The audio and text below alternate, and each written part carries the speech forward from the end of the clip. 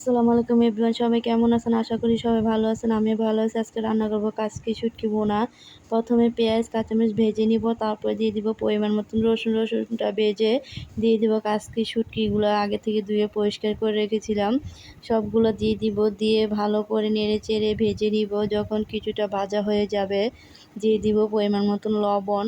লবণ দেওয়ার পরে দিয়ে দিতে হবে মরিচের গুঁড়া। যখন মরিচের গুঁড়া দেওয়া হয়ে যাবে দিয়ে দিব হলুদের গুঁড়া। হলুদের গুঁড়া দিয়ে হালকা ধনিয়ার গুঁড়া দিয়ে দিব, দিয়ে নেড়ে চেড়ে শুটকির সাথে মশলাটা মিশিয়ে নিব। মিশিয়ে নেওয়ার পরে দিয়ে দিব হালকা পানি, যাতে মশলাটা ভালোভাবে কষিয়ে নিতে পারি। যখন মশলাটা কিছুটা বলক আসবে, কষানো হয়ে যাবে, তেল তেল হবে, তারপরে দিয়ে দিব আগে থেকে আলু বেগুন। আজকে বেগুন দিয়ে কাচকি শুটকি ভুনা করব, তার জন্য দিয়ে দিব বেগুন আলু দিয়ে নেড়ে চেড়ে মিশিয়ে নিব মশলার সাথে মিশানো হয়ে যাবে। একটি ঢাকনা দিয়ে ঢেকে দিব আর কিছুক্ষণ পর পর নাড়াচাড়া করে দিব, যাতে ভালোভাবে সিদ্ধ হয়ে যায়। যখন নাড়াচাড়া করে নেব দিয়ে দিতে হবে পরিমাণ মতন ঝোল। ঝোলটা দিয়ে নেড়েচেড়ে ঢাকনা দিয়ে ঢেকে দিব, যাতে তাড়াতাড়ি বলক আসে। যখন বলক আসবে, ঘন হয়ে আসবে, দিয়ে দিব ধনিয়াপাতা। আগে থেকে ধনিয়াপাতা কেটে রেখেছিলাম, দিয়ে দিব। তারপরে তরকারিটা নামিয়ে নিব। তরকারিটা নামিয়ে নেওয়ার পরে এখানে করব লাউ শাক ভাজি। প্রথমে পেঁয়াজ কাঁচামরিচ ভেজে নিব, তারপর দিয়ে দিব রসুন বাটা।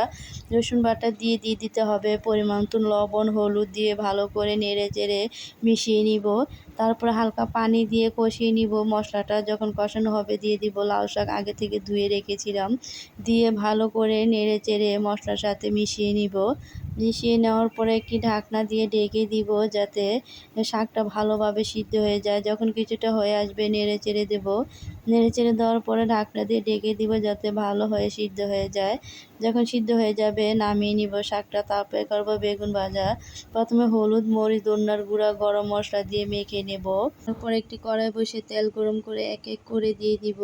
সবগুলো দিয়ে দিব। দিয়ে দেওয়ার পরে কিছুক্ষণ যাতে এক পাশ দিয়ে হয়ে যায়। যখন এক পাশ দিয়ে হয়ে যাবে উল্টিয়ে নিব। উল্টিয়ে নেওয়ার পরে আরও কিছুক্ষণ ভেজে ব্রাউন কালার করে নিব।